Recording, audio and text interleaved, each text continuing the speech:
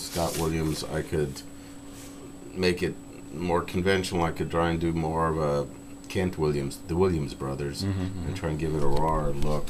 I have my probably the last 170 I own, for all I know, the last 170 they've ever manufactured, which is more appropriate to this look than my 108s because it's got a stiffer look to it. But all right. Let's see. So you get a concept, and then you do it. You get a concept, so I'm going to try and not dilute the feeling of what this is all about. Okay. And just for those people watching this video, this is Josef Rubinstein inking some of my pencil work.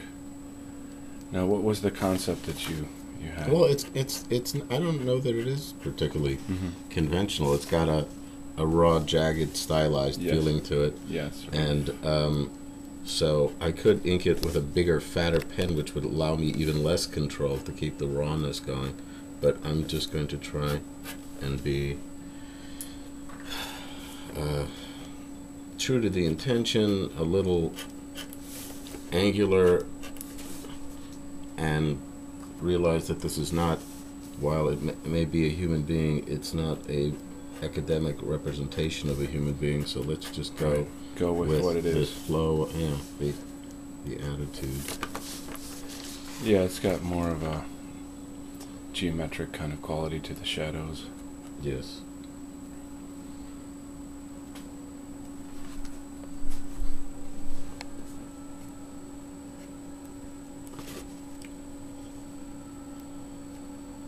Not sure how the lighting is coming out on this. What is this? That's an ear. No, it's not. They're stylized and it is totally ignoring. Okay. All right.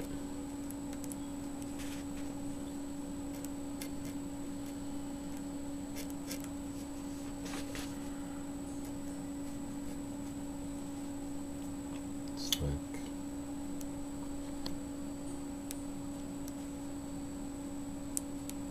Did you turn off the music for not getting away with the Just video? so that I'm you just know asking. when you're That's all. talking and Right, it's not okay. competing with the music.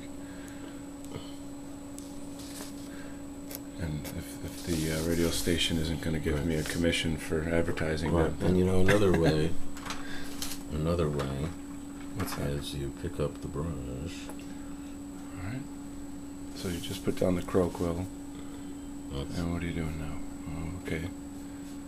Wow. Going Spanish all over your ass. Yeah. Which is, the Spanish will put in the darks. Even Sienkiewicz told me the other day that he'll start and just put in as much as he can with the brush, even though you think of Bill's work as being pen-oriented, and then he'll start tying crap together with the pen. He blocks out the blacks first, and then... Well, I think it's a little more than blocking out. I think he does try. Because Bill, I don't know if Bill's ever inked anything faithfully. I think that Brent Anderson Green Arrow job they did was probably the closest I've ever seen Bill to be faithful. But for the most part, I think Bill just goes Bill all over their ass. Yeah, he's... But it's also asked and expected of him. So I'm not sure he's capable of doing anything else. It's like... it's like that Kevin Nolan story on the John Buscema job. It's... I guess they made him redo it in his own style instead of trying Gil Kane. Was it Gil Kane? It wasn't redo it. It was Yeah. just make it more of what they thought he should look like. But the point is I meant it's like Benny Goodman. When Benny Goodman had to play music for the movie of his life story, the thing he could not play was scales because he was so advanced that he couldn't bring himself down to just do that. So Bill, who does what Bill does, I'm not sure he can just force himself, restrain himself to be just what's in front of him. So that may be a limitation, but it's not exactly a bad limitation. But he's never inked like anybody else. He's always been kind of free with his... The early Moon Knight stuff, he was doing his Adams imitation as best he could. And I see. as a matter of fact, I think Bill also ghosted Stan Drake on The Heart of Juliet Jones for a while, and then he had to calm himself down, though. I'm sure that I could tell which was Bill and which was Stan, but you'd actually have to put it in front of me and we'll find out. Okay, so it seems like you're leaving little areas open there. Are you going to go back in with Yeah. Right. Probably. So Right now I'm more intent upon getting the shape, I see. because that fills it in, but that's not what the important part was. The important was just getting these darks to do what they need to do. So that way you're It's like, keeping the shadows, but yet leaving some space for reflective light. no, you're reading too much into it. Okay. It's simply that I'm not filling them in.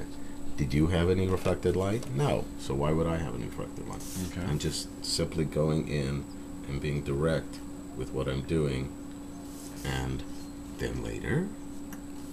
So it's not about this. This is not a reflected light piece. This All right, is so you're not just going to bold. embellish so much as pretty much work directly with what's there on the page. I don't even have a clue to what embellish means. It's Okay. like, make it better. Well, I would hope I make everything I ink better, but some things you don't want to change a line of because they're pretty damn good to begin with. Yeah. And embellishing sounds like putting embroidery on the edge of something, and it's like I'm not trying to make it fancier. I'm just trying to make it good, and good comes from the concept that I am starting with, and then get it there. Okay. And the other problem is because the paper's thin. When you put it down a lot of brush ink, it can start warping the paper and make it a little harder to work. I wish my hand was not so shaky. When? Now? Yeah, just trying to get everything. I don't know if anybody can just hold a thing steadily like that. That's why they invented tripods. Right. Well, for this kind of work, you need to be kind of in the action. Why do you keep going from side to side? Well, part of it is because it's boring, I think, to just look at one thing in one way for so long. It's nice to kind of move around, get different angles. Well, I don't agree, but you're the filmmaker. I think just holding the camera in one spot and seeing the thing evolve is more informative than like what did it look like from that side and then back to this side. It's like, all right, you can see. Well, when you move the evolution. page a little bit, sometimes. Well, that's something trying else. To make it sort of somewhat. It's like when they asked John Ford on a scene where a train was coming into a town, are we going to be up above or are we going to be down below? And he said, we're going to be where you see it when you comes into the train station, because he just wanted it to be simple and real and direct.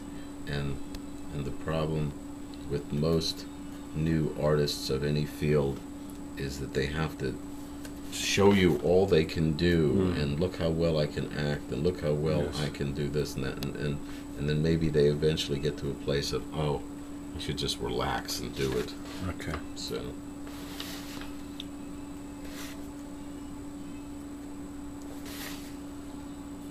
You know, just because I picked it up by accident, I'm working with the 108 instead of the 170 that I intended upon working with. So, all right. Like I said, I just picked it up by accident.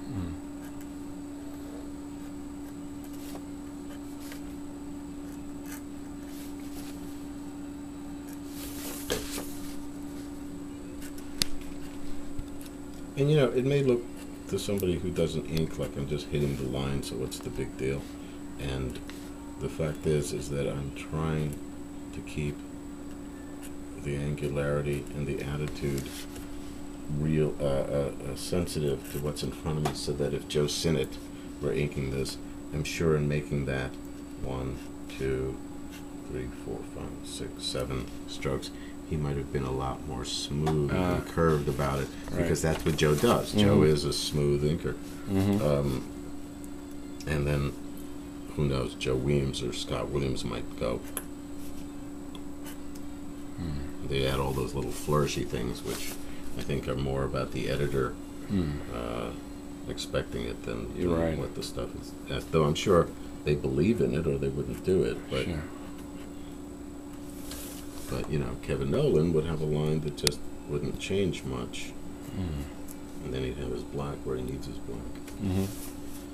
And of course, he's such a wonderful draftsman that he wouldn't lose any of that while he's doing his stuff.